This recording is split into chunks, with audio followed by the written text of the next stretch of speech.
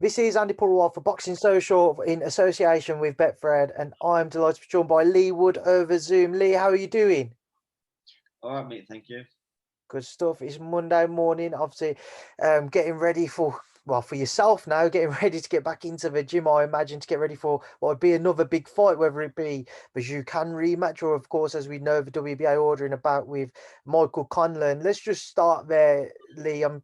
A little bit of a confusing situation for yourself. Can you just clear up where you think things will go? Do you think the Conlan fight will go ahead or the Can rematch? Well, what's your understanding at the minute?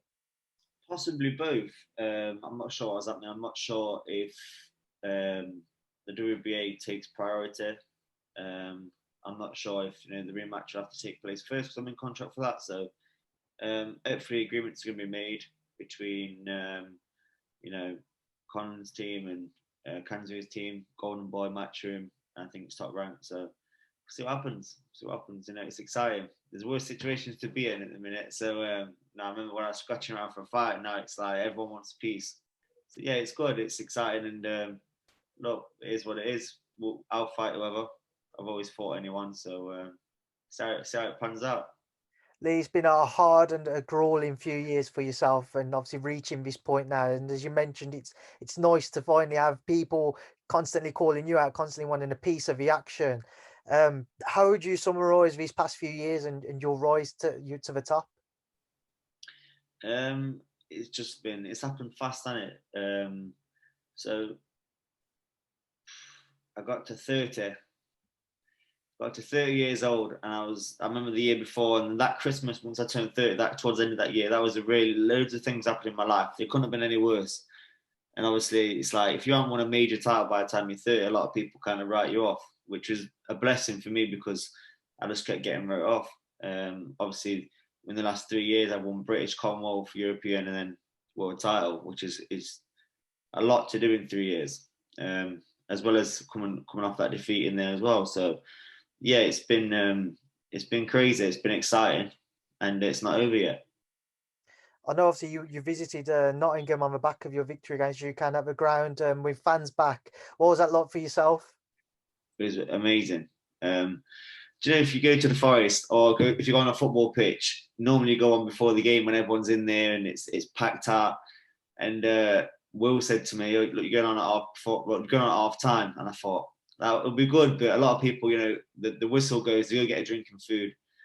That didn't even happen. Like a lot of people stuck around, and it proper took me by surprise how many people was in the stands. They must have announced it, and I got a really, really good reception, best reception obviously I've ever had at the ground, and it was special. It was very special, and it's good to see the crowds back. Obviously, I was at Josh's fight at the weekend. What a turnout Leeds gave him, man. Amazing. Anticlimax with the fight, but it can't be helped, can it? It's one of them things. We will come on to that shortly, and I'm sure seeing fans at stadiums just whet your appetite even more to have that experience yourself headlining at the City Ground. But before we do move on to that, whilst we are on that rather, what type of fight do you think it would take for you to secure about at the home of Nottingham Forest? Do you think it would be a fight with Michael Conlan? Would that be big enough, or would it have to be a unification? I think that would be big enough. I think he's got a massive profile. I think that would warrant a fight at the City Ground, And not only that, the winner of the fight goes on to fight Santa Cruz, so that would be a massive fight as well. So, look, I think that's big enough for the City Ground for a summer fight. It's got to be promoted right, but it's a massive fight. I can't. I don't see. I don't see what else I could do to bring a fight that as close as I can. Obviously, in 2 years maybe, not this summer, the summer after. But are people going to wait that long? And obviously, I've been ordered to fight him, but I believe that's a massive fight, and I believe it's one warranted for a City Ground fight. But like I said, it's got to be promoted right. It's got to have a good undercard. There's a lot of Nottingham fighters coming through that would love to get on it, I'm sure. But look, we'll see what happens. Let Eddie do his job and let the negotiations take place. I think they already have. I think we've got to come to an agreement by the end of this month, I think. So it's exciting. It's very exciting. So see what happens. How exciting of a prospect is about between yourself and Michael Conlan, Leigh, especially across the UK? What would fans be in store for it provided you two do cross paths next? So you got another great unbeaten fighter, Olympian. I've already beat one Olympian from Ireland, so be my second, all being well. No, look, he's good. He's a good fighter. Um, he's not really a featherweight in my opinion. He's been boxing super bantamweight for a long time. I'm a full-fledged, seasoned, big featherweight with a lot of power, and I think that could be the telling factor on the night as well as my team. We've got a great team, but it's a fight I win. But I'm not saying it's going to be an easy fight. We're going to get easy fights at this level, and that's why it draws such a big crowd because it's so exciting. But look, it's a fight I'm more than confident in winning, and that would be a great scalp on my record as I move forward to that super fight, in my opinion. I happened to speak to Michael late last night, and that interview will go out today. He was also, as you are, very respectful towards yourself, as you are being towards him. But he just echoed the same word you're saying. He's very confident he'd overcome you. What type of fight do you expect it to be? When the pair of you are in the ring, how exciting of a clash or a styles, or how well would you think the Action, styles will gel? all action, all action fight. If you watch us both fight, we've never been in a boring fight. I've never been in a boring fight. Same with him. He's always in exciting fights. His last two fights, it's been great to watch. Doherty, and then the fight before that, he was knocking everyone out. So he's passed a little bit of an acid test. Not quite a featherweight though, not quite at this level, but he's passed a few tests. So that for me shows that it's going to be a great fight. No one's going to go over. It's going to be all action. But it's one that I'm more than confident in getting the job done. And like I said before, going to this last fight and the fight before, if people are there to beat with me, they're gonna go at featherweight. They're gonna go, and I think I've got the tools to open them up and get the job done. You mentioned that potential super fight beyond this with Leo Santa Cruz. I mean, I don't know, but you'll be the champion, so it'll be up to you. You could either fight over here, but there's a very good chance you could end up fighting over in America, and potentially you never know in Vegas, the boxing capital of the world. Is that something in particular that excites you even more? Yeah, it's exciting. Not as exciting as the City Ground, but it's exciting. Every fighter wants to go to Vegas. It's kind of like the Mecca of boxing. It's massive. But for me, the Forest Ground fight is better. Is better than that. But whichever order I have to do it in, I have to do it in. And either, they're both exciting. And I'm really excited for my future. I'm very excited.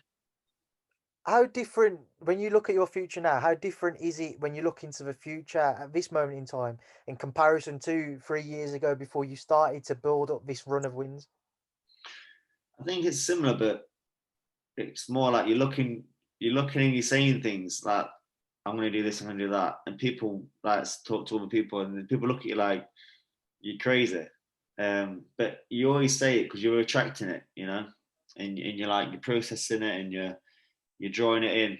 But now I'm saying these things off the back of what I've done, and people are looking like they're more likely to happen.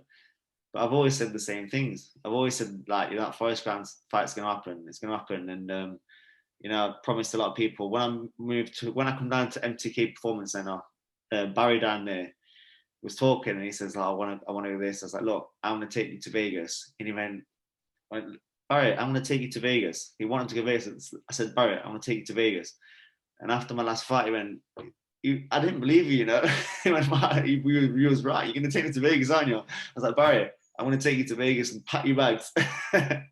So yeah, it's always been the same vision for me, and just like attracting it. But now it's almost in touching distance, and other people are starting to believe it too.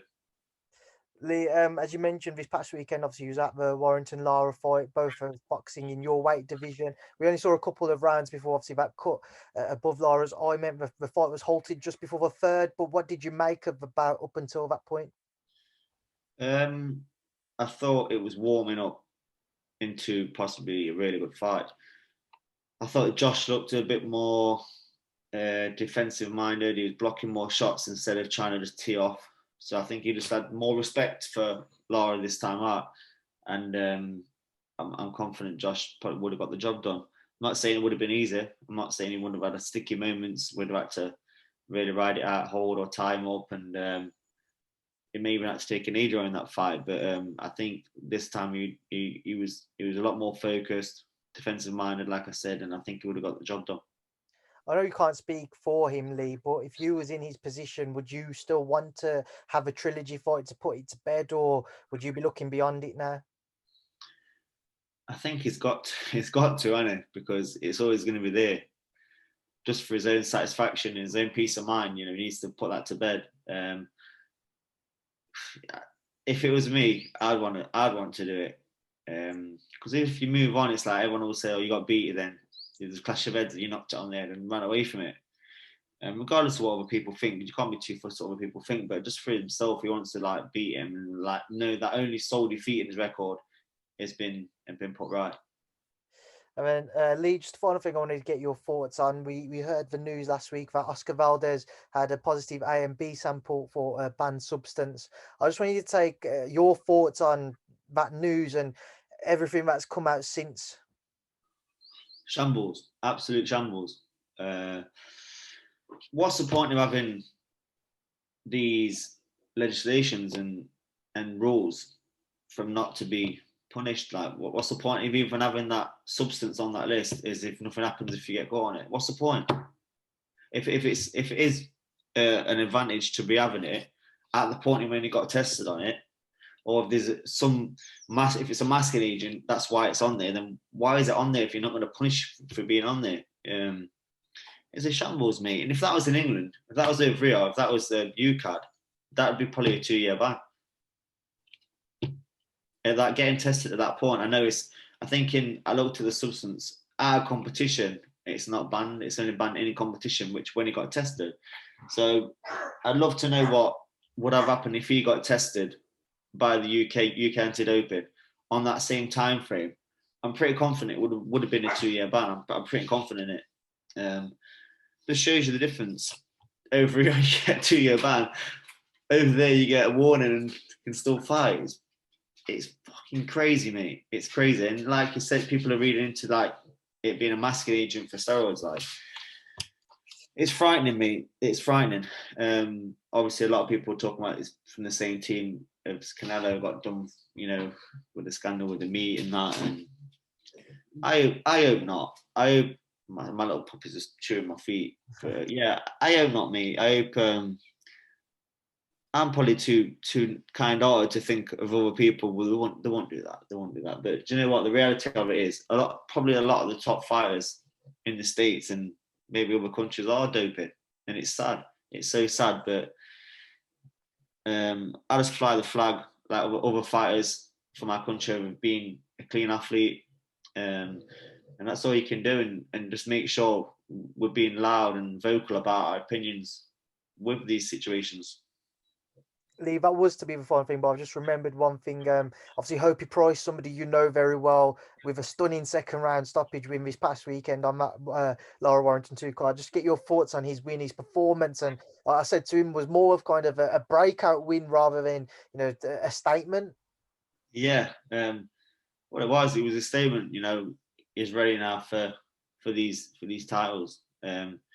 Great win, great stoppage.